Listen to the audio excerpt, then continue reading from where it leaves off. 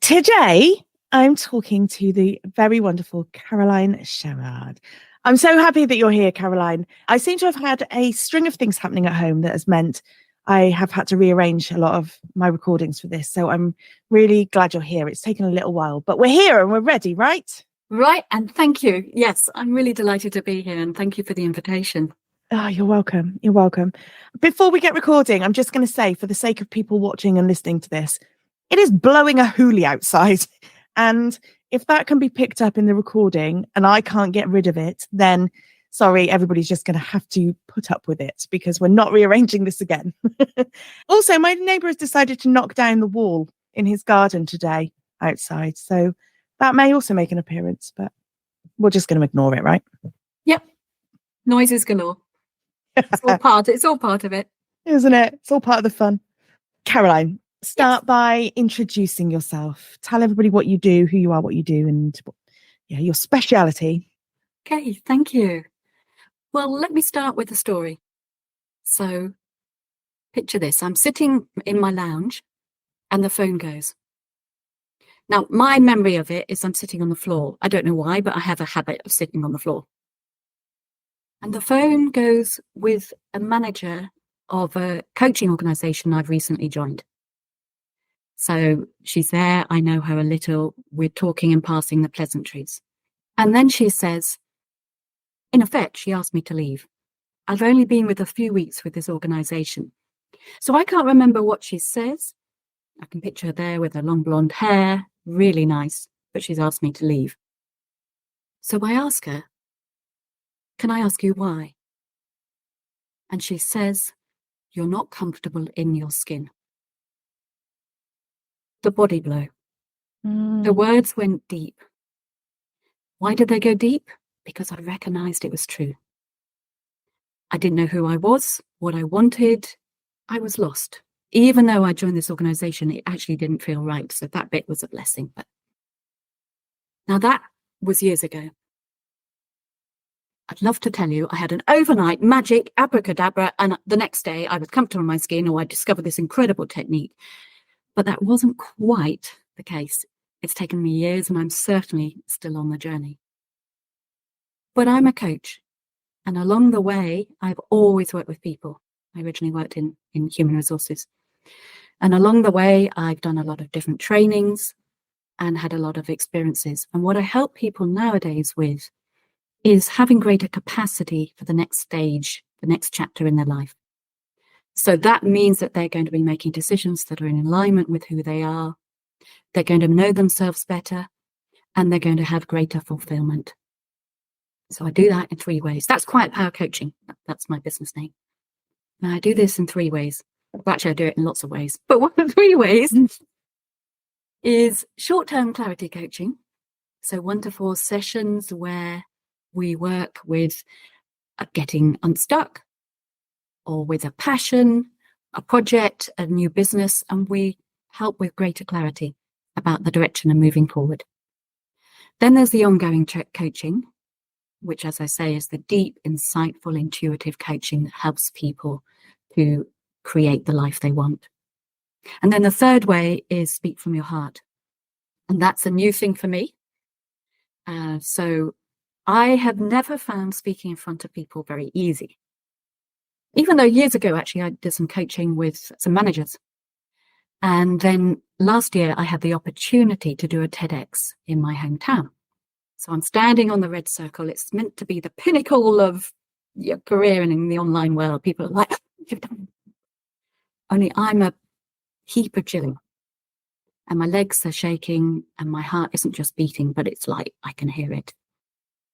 And afterwards, when the talk came out, instead of sharing it online as all my fellow speakers did, I was like, oh no, it wasn't good enough. It took me a whole month to share it because that critic was so harsh. So I thought, enough. I really do need to sort out this fear of public speaking and being in front of others. So I went on a journey, and along the way in discovering and uncovering my authentic voice and style, I've also been helping others with that, to have more authenticity, more clarity, particularly those who are unconfident in front of others, or thinking they're unconfident and nervous and shy, because I know that. But anyone. So that's a little bit about my journey and what I do. Speak from your heart and quiet power coaching. I love it. I get lost. I've said this to you before. I get absolutely lost in you when you talk. You are the absolute perfect person to help somebody to bring this confidence out. I love talking to you. I love listening to you. And of course, your work fits in really lovely with my listeners, because so much of what we struggle with is confidence and having our own voice and being comfortable putting ourselves in front of people. The TEDx is a great example. That's pretty incredible, isn't it? Doing a TEDx. And it's a real shame that your memories of that are now the nerves and how long it took you to share it and things like that. It's almost like you needed future Caroline to be there and give past Caroline a little bit of coaching, isn't it? To bring that out. So all walks of life, confidence affects all walks of life. Your day-to-day with your family, the way you behave at work, the way you socialize, it's all wrapped up in this confidence. And something you've reasonably, am I right, qualified in is embodiment. So do you want to explain that and what that is? Yes. So I did my coach training years ago, and this year I've upgraded it in two ways. I've done a coaching embodiment certificate. I've also done a short trauma skills certificate. I feel they're related, where I didn't understand how much I was holding in the body. And while I wanted to do the trauma skills for developing my understanding in working with people, although I'm not looking to be a trauma specialist, of course, there was a huge amount actually on my own journey in that. The embodiment is the way we are holding ourselves in our body, but it's not body language. That's more like, oh, if I do this, like it. So for finding your voice and public speaking, we're often taught techniques that are what to do with your body in a body language way.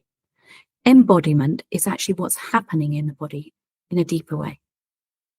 And normally, if someone says to me, what's happening in your body, I would say, I feel a little bit nervous. But this is about taking it deeper. Well, what's actually happening? Oh, I notice this tension in my stomach. And in getting more in touch with our body, firstly, it helps very, very busy mind to start relaxing. Secondly, it kind of helps with the mind-body connection. And thirdly, there's a lot of debate about this. Do we store stuff in our body, our minds? I'm not sure there's anything so definitive.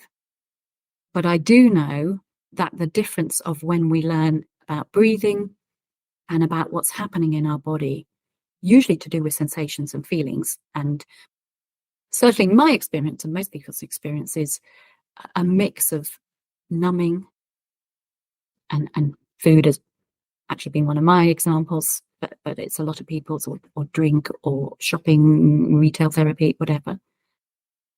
So that avoidance, trying to numb it, or the avoidance of like pushing ahead, which is part of what my TEDx was about, how we try to push through a comfort zone, as though that will solve everything, because at the other side, there's going to be this happiness. If I just have this one chocolate bar, I'll feel better. And oddly enough, it doesn't last, because it's not based on anything.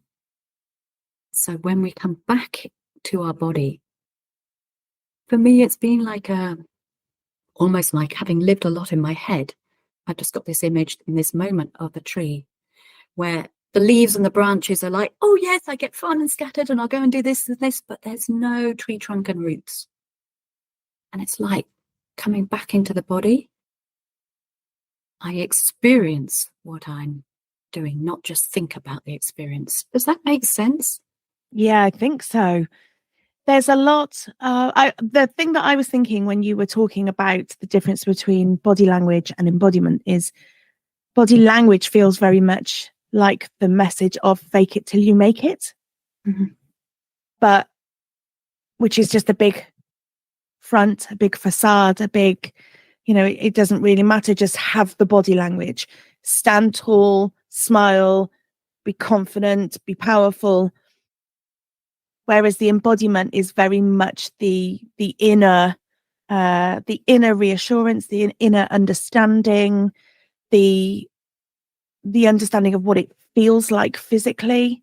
Is that right? Have I got the differences right? So beautifully explained. Oh. So what you're saying is like when we put the techniques on, and I have to say sometimes, speaking, it's worth knowing that your posture forward has a different effect than your posture back. And, these things are helpful. But what you're talking about is though that kind of putting on, it's the outside, what I think I have to do. And then you so beautifully talked about the inner world. And that inner out is what actually starts to create the sustainability, the things that, the roots, the chance we've got of increasing our resilience and our capacity. Otherwise, and I know from experience, we're chasing kind of on quicksand. At least that's how it felt to me. It might feel something else to someone else. They may have a different metaphor, but it's like that. Any of the metaphors that get used a lot, like the hamster wheel, running on the spot. Those phrases have come about for a reason. But if you think about how much we talk about the body, your gut feel, what is it for your heart wants? We already know how much our body has wisdom. Yeah, I'm a firm believer in that. I mean, I haven't done actual specific embodiment coaching, but I have done a lot of reading around things like the way that your body will express things on a physical level. Even right from when we're very young, a lot of children, if they're nervous of something or worried about something or anxious in some way, will say they've got tummy ache, and they have tummy ache. They do, but that's their physical signs for them of their feelings and their emotions. So I completely understand. I think I understand. Yeah, how it transpires, and if you can get a grip on what you're feeling, what it means for you, then you can start to work with it and move forward. Yeah. Where do people start? So for my clients, for example, a lot of the feelings, both physically and emotionally, have for such a long time been cast aside, pushed down. They've been told to feel a certain way physically. They've been taught to ignore their physical feelings. They've been taught to ignore the emotional feelings. How do you start to get back into touch with that? Where do you go to start this work? That's a massive question, isn't it? Sorry. It's great. And I don't have a model I follow. So some people do. Some people have a clear structural model. What's most important to me is where someone is, what's going on for them. And we start there. Right. And move. So when I was doing a load of personal development, all the thing was, what do you want? Let's get you there. Go for your goals, push through. And I personally got exhausted. There wasn't anything sustainable. So acknowledge, because we think we shouldn't acknowledge where we are. Don't want to feel where I am. I want to be somewhere else. But the message we're telling ourselves then is huge. It's like where you are isn't good enough. So there's no acceptance. There's no starting here. I'm trying to be somewhere else. So I'm already disconnecting from my body, my experience, my aliveness. So where we start is where someone is. And I don't just do embodiment, but I think more and more I feel it was a missing piece for me, because it was like I was disconnected at the neck and I could conceptualize, but I wasn't, it was like it wasn't landed.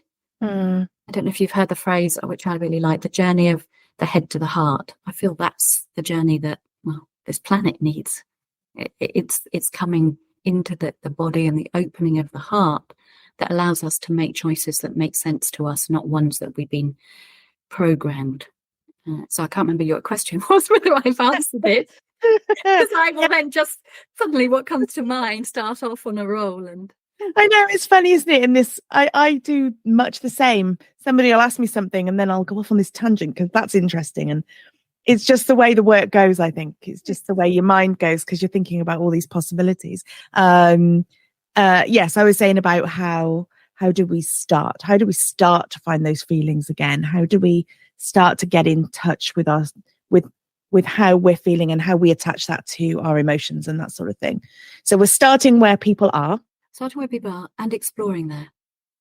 But actually what we're doing, and this again, it's something I found difficult to find people who could help me with this, and I'm still only learning at the importance of this, is being with someone at their pace.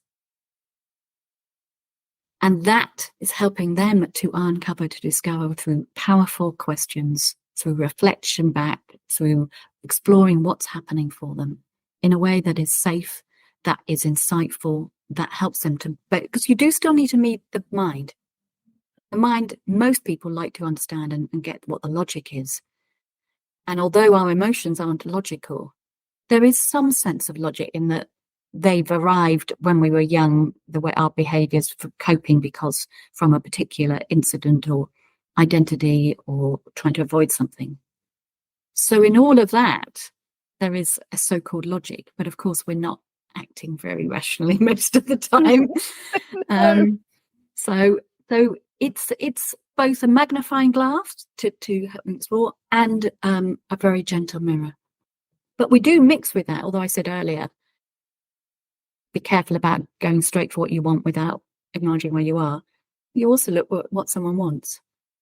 So if you don't want to feel this discomfort or this urgency that I've just got to act on this feeling that's just come up, well, what do you want? And what will help you to settle just a little bit? And I love the questions of exploring what's 5% more of peace look like for you, if it's peace you want or whatever. Because I think I'm imagining that a lot of people around diets and food, and certainly my experience has been, it's either do it all, I'm just going to binge now, or then I mustn't have any. And we find it very difficult to, and of course that's what you do so beautifully, is help people back to like, well, maybe you can listen to what your body wants. So in a way, that's also what I'm doing, is exploring what is someone's right way for them. Yeah. In coaching, in traditional, the all-encompassing sense of the word coaching, the view is moving forward. And there is definitely a place for looking back and what has happened in the past and where feelings and thoughts and things have come from. But I love the work in helping somebody look forward and move forward. And even if it's not massive goals, just let's move a step further away from what we don't want and closer towards what we do want. So I really like what you said about having the 5%. What if you could have 5% more of the thing that you want? I really like that method of thinking. Well, many people are so good at letting the past dictate what they think is the future is going to be. So there's something though about seeing what's already gone well. The bit about the past that has been helpful. So what are the strengths, even in adversity, even in doing the behaviors you don't want? What is that letting you know about you? What are your, the times things have gone well? Who have you been? What are the qualities? And I think that taking forward of what's already working well, again, otherwise people can get a bit black and white and forget there's a whole history that actually it's worth embracing. And the other thing is the present. More and more I'm seeing that's where the healing is, and that's where the increased capacity is. Because the more we're able to be present, the mind settles, we have space to hear, actually, I can make a decision that makes sense rather than it's one that's come from a panic or I must do this. And it's totally different. There's a total different quality of feeling there. And that's what we're after, that quality of feeling that is nourishing and heartwarming and feels you and aligned. It's hard bringing everything into the now, isn't it? It's such a unique thing to be able to do, to bring everything into the now without any of the past, even though I completely agree with what you said about, what has worked well, what has affected you from the past, but also without the, well, I need to be moving forward, I need to be doing this, I need to be going there, to just be now and in the present and focusing on that and what you are and what your strengths are, and everything about where you are now. It's very difficult to isolate. Well, I feel that it is. I think it's a tough thing to do, to take all the consideration of the past and the future out and just try and focus on now. I don't have a question. It's just a comment. But hugely. I mean, that's in a way why we've got some of the issues we have, because you're either kind of looking backwards or you're trying to race ahead. We don't have that capacity to share with one another very well from a young age of what it's like to slow down and be present. And so when busy kind of going, well, which bit of the past should I do? And should I reject or should I not? And which bit am I going forward with? And hold on, I better make another list. It's like, so yes, it's that ability to notice. I think that's the biggest thing I certainly in my coaching is about helping people to notice what's happening. That in itself helps us to get more present. But without then the analysis, without then so that means I better do, well, if I again, no, because that's taking us back into our head. Yeah, it is. And how do we help ourselves to slow down enough that we are experiencing the experience in our body, not a conceptual idea of our feelings? That's, I think, part of what we're talking about. And even to be able to recognize those feelings, as, how do I put this? To be able to recognize that the physical things that you're feeling are linked to the emotions that you're feeling as well. To be able to piece together the emotional and the physical. It's like a big jigsaw puzzle, isn't it? All these different things that you have to start recognizing, acknowledging, working with, either keeping or removing. It's a big old jigsaw puzzle, isn't it? It is. I was thinking while you were talking about a couple of clients of mine, funnily enough, who get a little bit wobbly when they start to delve into the feelings, the emotions, the actual things that are going on inside. Because for them, it's easier to put up the front. As it is for a lot of us, it's easier to just push it down, just keep pushing it down, and it's fine. So when you work with people, and particularly around the embodiment side of things, how do you encourage that feeling of safety in order to bring that through and start working with it rather than pushing it down? Is that a question you can answer? No, that's a great question. I like the word resourcing. So helping people to have a sense of where they are resourced, when they are resourced, what it feels like to be resourced in your body. The more we get to know that, then we build a capacity to go to those scary feelings. And it will work slightly differently with different people. On the trauma skills course I did, I've got a couple of lovely exercises. One is just simple art therapy feelings and creating a pie chart of your feelings. It's called the feelings wheel. But there are others, like creating your safe space, artistically or somatically, meaning of the body. And partly, again, what might suit someone. So there are, although I say normally I don't do a lot of exercises or processes, there are some simple things like that.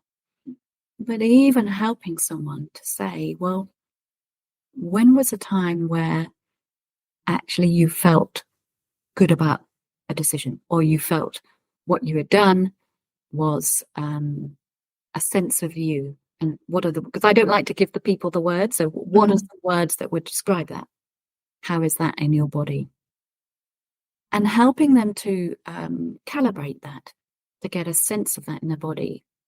Then that can be one way to then say, and what does that, to get to know feelings. And then the conversation about, well, those are feelings that feel good, but actually they're sensations. We're giving them the label, whether they're good or bad. What are they? I mean, you talked earlier about children with stomach pains, which is a very common one when they're feeling anxious. And as adults, we might call it butterflies. Butterflies. You hear that a lot when it comes to public speaking. The nerves are, I've got butterflies in my stomach just before. And what we actually mean is there's a fluttering, and it's been named butterflies, but actually it's like a sensation that's moving back and forth in my stomach, which technically probably means that there are some muscles that are tensing and not. But people use different language. They might call it energy, or so tend to go with what someone's saying. If someone's quite practical and grounded, they'll be talking about perhaps their muscles, or if they're used to that, worked out a lot in the gym and they were aware of their body. Someone else might be at the feelings level. Someone else might talk about their aura and energy. It's helping people to recognize theirs, but also bring it back and saying, well, what does safety look like? What does it feel like? And how is it in your body when you're safe? The quickest thing I do with people, which about 95% love, feel your feet now. Feel your feet in this moment and get used to that. And that helps the thoughts to relax a little bit. I've got one client who found it so helpful that every time she went into a meeting, every time she goes into a meeting, she noticed her feet were always crossed or just moving a lot. And what she does is literally uncross her feet, brings her awareness into her feet, and she feels more centered. And then that slows her down. So then she's able to think more clearly, to speak in a way where she starts to be heard. And that simple thing, which is an embodiment thing, a physicality, affects the speed of her thinking and then how clear she is speaking up in the meeting. It was amazing what a change it made for her. So sometimes it could be, we look for very complicated things. So which bit of my body am I meant to be doing? And it's often the just getting that awareness of knowing what works for us. Yeah. What a clever little technique that is. I think of it as grounding. So if things are a little bit uneasy, a little bit wobbly, it might be the same for that person that you're talking about, to plant your feet flat on the floor, to get the feel for the floor. It's very grounding, isn't it? But what a clever little bit of recognition to see that every time she goes into these meetings, she sits with her feet crossed, or they're always moving, that sort of thing. Just to have an awareness of the way that her body is in that moment allows her to change her disposition, change her thinking. It's amazing. Absolutely amazing. Harry, it's kind of blows me. Yeah. Like the simplest thing, like I can put my body like this saying, well, I feel, and then the fake it as you make it will say, well, stand like this or stand like this, and then you can go in and you can do that. But how about we let your body do what it wants? What's the difference from going like this to like this? Oh, actually, I can breathe a little bit more. Okay, what happens now if I bring a bit more breath into the body? Oh, actually, I'm not getting the rush into my head quite so much, telling me what I could and couldn't do and what a good or bad person I am. Just, of course, it's simple, but as they say, not always easy because of the habits that we've got that are so entrenched. But I wish this were taught when we were young. Oh, I agree. There's so much that I know now as a coach, and having spoken to a lot of different styles of coaches, there's so much that I've learned as an adult, and actually a more mature adult as well, not even in my 20s, for example. There's so much that I wish I knew many years ago, because, okay, it might not have changed a lot of the experiences that I've had, but it would have given me confidence when I needed it. It might have helped me to not have an eating disorder. There's so much more. It might have affected personal relationships in having the power to say what was right and wrong for me. There's so many ways that it impacts your life, isn't it? The way you're able to work with this. Yeah, I call it increased capacity. I mean, the popular word nowadays is resilience. Mm. And resilience is more that bounce back ability. Like something happens, how quickly can you bounce back and continue? And I see capacity as having almost like a balloon of expanding, or that elastic band of gently expanding. And when we try too much, it snaps, or when it goes in, then there's actually not much expansion. So being able to have the capacity to handle life's ups and downs. It's around confidence. I see more and more, it's actually the confidence to be able to handle things. We think we want it all peaceful and everything's going to be okay. And my life is good if it's all packed up in a beautiful package with a lovely bow and it looks and feels great. Ultimately, that doesn't feel very alive. Yeah. So what we really want is the capacity, the ability to handle the ups and downs without it going on track, without us falling off track, and with a sense of opening and aliveness and embracing that creates growth, because we all want to grow. That's ultimately what that aliveness comes from, the personal growth. I heard somebody earlier in another podcast, actually, funnily enough, say they call it, let me think, flexible strength.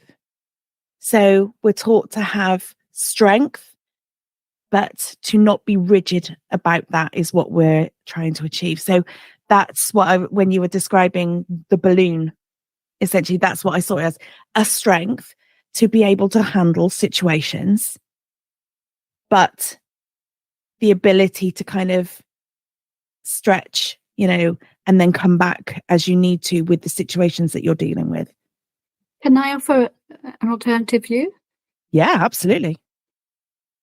Personal concern with the word strength, and that be strong, is then we think it's a problem when we're feeling vulnerable. And that's one of the things around emotions and feelings.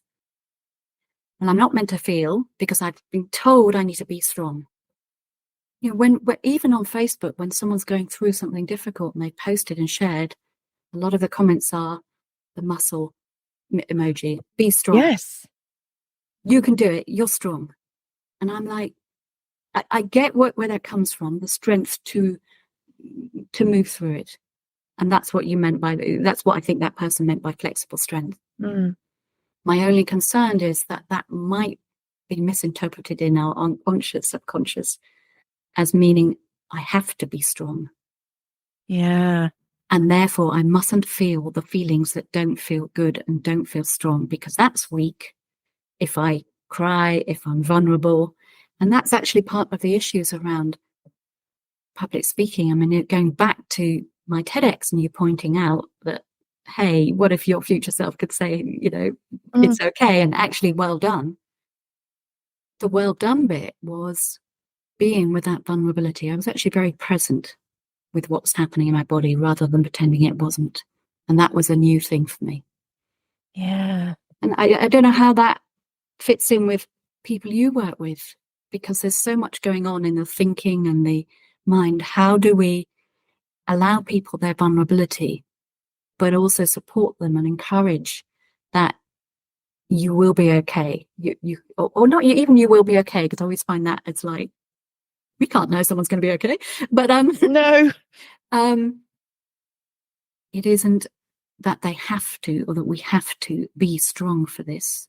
It's that the strength comes from digging deep and in the inner. Who are we in this? What's actually happening? What are the qualities that are shining through as this is happening? I think that there is a battle between what we want inside of us, how we feel. And even if we acknowledge that it's okay to feel those feelings, it's perfectly normal, and we will find someone to talk to about it, I think there is massive external pressure. Like you say, all the comments, be strong, that sort of thing. There's massive external pressure, which makes it difficult for people to talk about things. So, for example, body confidence issues. Close friends might have conversation about how they don't feel good about themselves, how they don't feel good about their body, for example. You don't tend to hear that in a wider circle. In an office environment, for example, we will hear loads of talk about dieting. It's very much about the diet, the weight loss, and the intention for that weight loss. So I'm going to a wedding, or I want to fit into a dress for my Christmas party, that sort of thing. So the conversation is there. The focus is on the food and not on the body. What you don't hear is somebody saying, I'm really dissatisfied with my body. I wish I had more body confidence. I wish I liked what I looked like. I wish I was more comfortable with my partner. Am I making sense? The difference Complete in the sense. types. Okay. And as you're saying that, Terry, I'm hearing the strength of saying that. Mm-hmm. So maybe there's a new definition of be strong. The be strong is to say, and that fits with my speak from your heart. The be strong is to share what's actually happening with discernment when appropriate, because sometimes people can take it to the other thing and saying like, I'm sharing from the heart exactly what I think of you. Well, no, that's not quite what I meant. But you then are giving some examples of what it's like to be present with your experience and to share honestly and openly. And that to me is the strength that I would love to nurture for us all, rather than the strength that ends up being a facade. And then it's far too scary for us to share honestly what's happening. Yeah, even with our closest, sometimes if you're in a position where you really dislike the way you look, you really have no body confidence, your self-esteem is low, even to have that conversation with your partner, for example, who you share a bed with, you're intimate with, even to have that conversation can be a really scary thing to do. It's a lot easier just to make excuses and diet, and we'll make it better because I'll just change the way that I am. But wouldn't it be nice to just have the ability to have that conversation, to find the words to say to somebody, look, I really do not feel good about myself right now, or I don't like the way that I look and this is why, or I feel like you might think this about me, because everything is based on other people's opinions, isn't it, most of the time? So where do we go? Can we talk about finding our words and using our words, and where do we go? How do we find that inner confidence? How do we find the ability to start to say what we need to say to people? Well, you've given some great examples, and I would start actually where it doesn't feel quite so vulnerable, because the assumption is, well, I need to tell my partner, so I start there. But how about starting with the friend who's a good listener? So start where you can.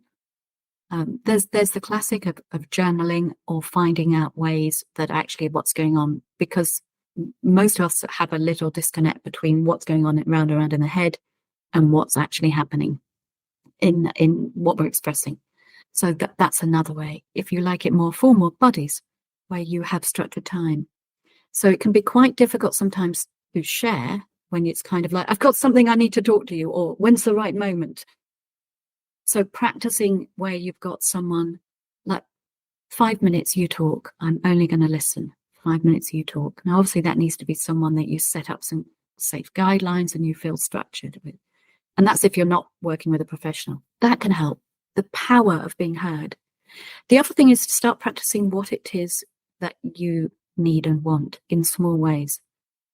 So I'd really appreciate it if you could listen for a few minutes. I've got this thing on my mind, and maybe rather than problem solve with me, could we do a little bit of listening and then let's look at some solutions? That's a classic. We want to be heard, but we actually get involved then in the nitty-gritty of the detail. So practicing what it is that you would like. The biggest way, though, is starting to listen to your own intuition. So slowing it down so that it comes out naturally. And you practiced a little bit like I'm doing now, not knowing what's going to come out of your mouth. because it's not coming from the filing cabinet that you've got sort of securely and safely, like, this is this situation, I'll pull this one out. Yeah. And again, you do that in small ways. It's ongoing, but I really encourage people not to feel like they have to sort this out. That was my mistake. And once you are ready and open to find those incremental ways, you'll start noticing them. Where are the places? Who are the people? So start getting clear about what it is you want. I want to feel calmer. I want to feel more confident. Okay, I'm going to stay open to how that might look. So much to think about. My mind is whirring as you're talking. I'm like, this is all these things. Yeah. Well, let's drop the thinking. And then I know. That's the other thing is I can say all that, but actually the quickest and easiest, not the simplest, is right now, let's drop the thinking. What are you feeling? That practice in itself is so enriching. Yeah. Quite often I find that when I am in a session with somebody, it starts off as what they think is one hurdle, one block to something. And then when you drill down and you say, why is it you're thinking that? Then something else comes out. And where does that come from? And something else comes out. So actually, when you stop the thinking about what you think is the issue, the natural way plays its part. And like you say, your intuition comes through and you start acting more on what you know inside you rather than knowing as constructed thoughts. Exactly that. I had a client the other day and she's just said, I'm not the person I was 6 months ago. And when I think about what she came for and how it's unraveled, it's not what she came for. It's not what she thought were the blocks. I mean, some are. But in taking a look at what is in the way, as you say, it kind of opens up. And then what's bubbling underneath that we've squashed for whatever reasons comes out. And it is like a lovely natural bubbling. And then someone starts sparkling. They start seeing things differently. They have an insight. They make decisions. Like she had a thing about money and spending. And she realized she went and bought a car without all the usual agony that it would have involved. Well, she didn't think through, I mustn't have agony like she might have done in the past. And this is what must happen, mustn't. It was kind of only after, well, in it a bit, but also after she went, wow, this happened and this happened and this happened so differently than it would have done. And it's that seamlessness that then gives you the sustainability. Sometimes you've just got to let go of the active trying to fix what you think is the issue and let happen what will happen. That's a great example of going to buy the car. If you just get out of your own way, take away the things that you're worried might happen that actually haven't yet even come to fruition, then you make way for really good things to come through rather than not trying to force it, but essentially what we do when we think that something is going to happen is more often than not that will materialize, because if you think that you're going to go somewhere and do something, be a nervous wreck, not be able to talk to the people that you need to talk to, that sort of thing, that comes to fruition because you've got yourself into that state before you've even got there. Whereas actually, if you can just let it be what it is and say, I'm going to go, this is the situation, we're going to have this conversation and just see how it flows, then it can be a really nice experience if you let it. Which is actually bringing us full circle to being present. You know, you were saying earlier, yes. It's quite hard to be present. That's it. And it is really hard when you're in your head still trying to sort that out. But yeah, that ease that happens when, and I think that's why what we both do, helping people to have more awareness. But it doesn't stop at awareness. Like the embodiment certificate I did, that Mark Walsh, the teacher there, always talks about awareness and choice. So a lot of person is like, oh, we have the awareness. Well, that can still leave you quite stuck if all you're doing is circling in the awareness. It's like, what does that awareness give you? It gives me the choice to make different choices or to make the same choice because actually it was good, well done. not condemn myself. Something else that comes to mind is if you do this work and you get yourself into a position where you're able to reasonably comfortably have a conversation with somebody about something, say, the worry of their response can stop you saying what you want to say quite often. Do you have any words of wisdom for people who are worried about the response, not hearing what they want to hear, confrontation, that sort of thing? So they've mustered up the ability to have this conversation, but the thing that's now stopping them is worrying about what the response will be. A number of things. I mean, there's the one of just working through it. What are the different responses, and what is really you're most worried or afraid of? But as always, everything starts with ourselves. So if I'm worried about someone's response, I'm really worried about being judged.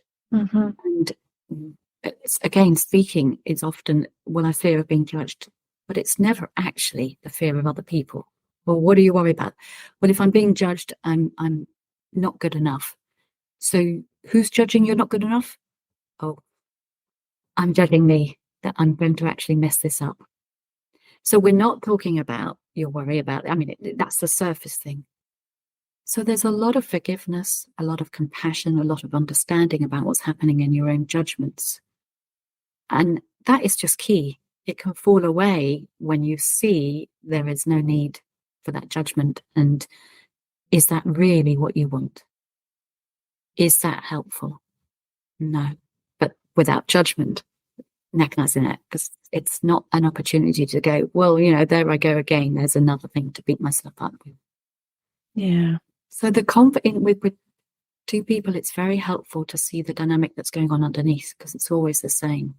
If I'm talking to a client and they're talking about a relationship, it can be a work colleague or family or partner, and they're talking about the dynamic, and then we go, so you're saying they're avoidant? Yes, blah, blah, blah. Okay, they avoid the conversation. Tell me how you avoid the conversation. We're like, oh, the dynamic's always the same, but might look different. Oh, well, they just walked away. Yes, but you said you moved the meeting a lot, or you were always busy. But I can't think of a good example, but it's that element of there's the same dynamic happening in both people, but it will come out in different ways of behavior. And it can be really horrible, like to see it, but really helpful. It's that very, very gentle, tender. There's a lovely self-help, self-care pose. And you take one hand under your arm and another, and you gently hug yourself. And it's been shown to be a really helpful, soothing, relax the body. And as part of your preparation for a difficult conversation, it might be doing that sort of thing.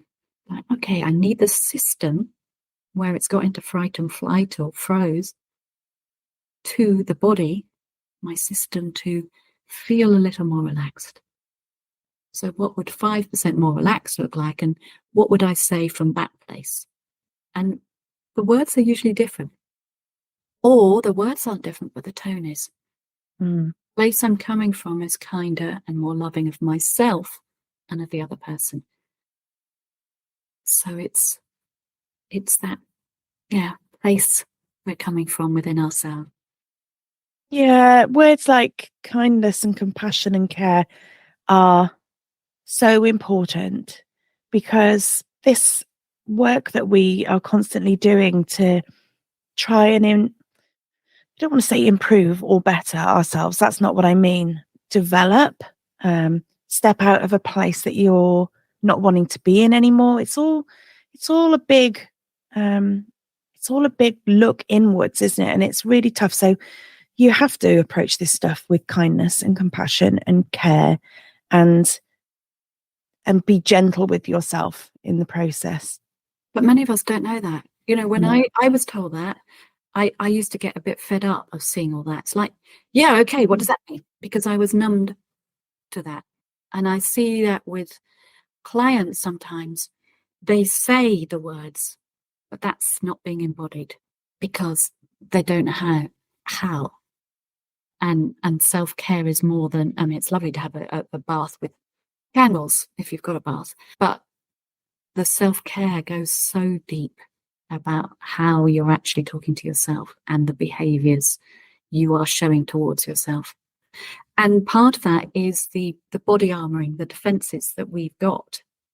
And as they soften, a whole new discovery of what kindness means. Oh, that's what they're talking about, kindness. I see. It wasn't just say nice words to that person. It's the feeling of genuineness for another being. Yeah. Full-heartedness that then is also felt for yourself. I didn't realize that I was meant to include myself. Yeah. And I see clients who are beautiful with how they are with others, but no idea that that's meant to include themselves as well. Even starting with self-respect, that's what I see a lot of the kindness and the compassion and the self-care as. It's self-respect, because when you neglect to do things for yourself, when you neglect to be kind to yourself, when you're always talking badly to yourself and criticizing yourself, and when you're not giving yourself the time in your day to have 5 minutes peace for yourself, that sort of thing, it's not showing yourself the respect that you would like other people, you would show to other people. As you'd say, people are very kind to other people and don't show that back. And they would expect that from other people if they were a good friend, for example. It's all about respect for me, and you're just not giving yourself the self-respect that you should. And finding what respect means to you. Like, something that helped me was realizing it was about my well-being.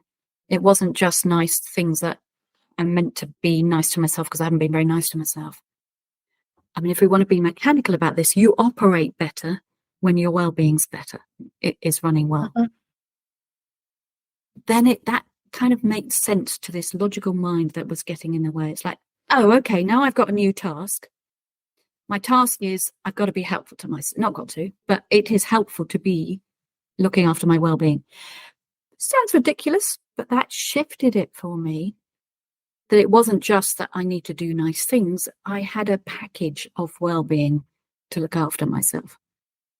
And for a client, it might be something else. But helping people to see what their particular motivation and inspiration and connection is then helps it more likely to find the things that are more easily and naturally, genuinely kind. And that's that bit again coming from that source of wellness that happens organically. And I guess you must see that as people make incremental changes in intuitive eating, from the little I know. So let me know if I am. But it is a sort of gradual awareness of listening to yourself and then going, oh, I'm experimenting and exploring with this. Oh, I'm checking this out. And no, that doesn't. And I think when we expand that into life, it's not about the criticism, it's about the fun, the creativity, it's exploration. We then have a capacity to bring a bit more curiosity and playfulness and not be so serious, which is my history. Seeing everything as a bit of an experiment, that's a good way to do it. Let's have a bit of fun with it. Let's experiment. Let's see what happens. Let's try something out. Let's try and say something different today and see what response I get. Whatever it is, it's about just putting the feelers out and finding what ways work for you. And that will be new things for a lot of people. That they'll be testing the water and trying things that they've never tried before, not tried for a long time. But yeah, it's absolutely about that. It's about the exploration of it and seeing what comes out of it. And that bit of what comes out, like how dealing with the feedback to yourself in a way that can be integrated. It isn't just like my TEDx example. Not helpful, to have a whole month of beating myself up. No.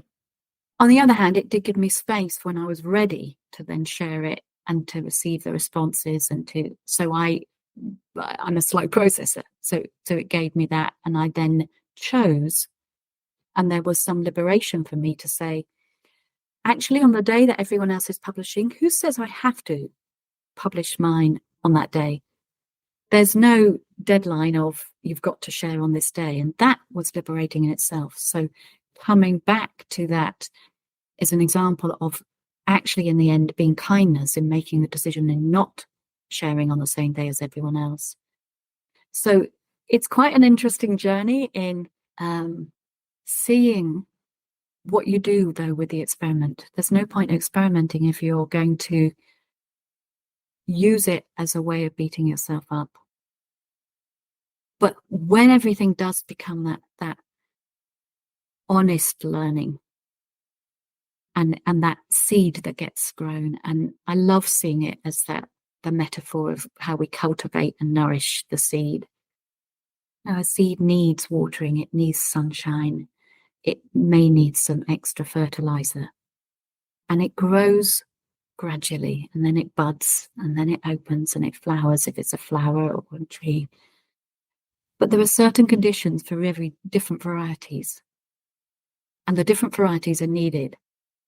And there are certain things that are sort of apt for most, like most, not all, need water and sunshine. There are cacti in the desert. Mm-hmm. But they then take on what they're naturally meant to become. Whereas we go, oh, I see that's a rose. I think I'm meant to be a rose. Oh, no, I quite like daffodils. But aren't I? It's like, oh, no, Terry, you're meant to be Terry. Caroline, you're Caroline.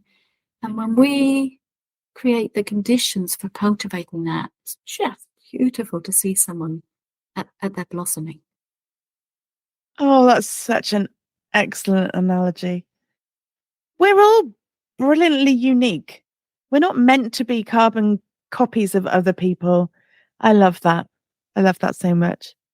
Your seed's already been planted, and you have everything there for its growth. You're not trying to become one thing by a set date and then you're done and dusted and that's it. The next course, the next relationship, the next job. It's a beautiful unfolding and blossoming and blooming. And it's enriching to really trust and to come back into your body and allow that growth in an organic way that's right for you at your pace.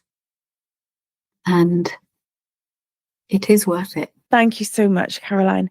Tell people where they can find you. Where can they find you online? Where are you on social media?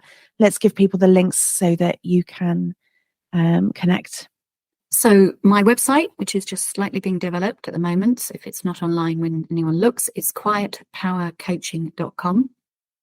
And actually, in terms of a last line, I would say that that's who we are. We all have a power within us. It isn't that it's a quiet power, but when our heads and our thinking is quieter, we work better. And we can feel empowered in our body, and our bodies and minds are working together. Then we have a sense of that power. So the quiet power is that quietness inside when anyone's feeling totally in line with who they are. So quietpowercoaching.com. Then there's a LinkedIn. I'm on Facebook, just on a personal page, Caroline Sherrard. I also offer a free, not just a discovery call, but a coaching experience. If anyone would like, they can email me at caroline@quietpowercoaching.com for coaching, sort of general coaching, or for speak from your heart. What a brilliant, brilliant offering that is, to have an actual free coaching session with you. That's really generous, Caroline. We will get all the links in the show notes. Your posts are brilliant. I really love what you post. You post some really nice examples of how you've put it into practice personally. Thank you, Terry. Thank you so much for this beautiful conversation and the work you do for for women, but I expect it goes wider. And just, the heart, I always feel when I listen to you, you've got a lovely combination of both practical and heart-centered. And I guess we both believe in the intuitive way. But thank you. Oh, thank you. That's really kind. Thank you very much.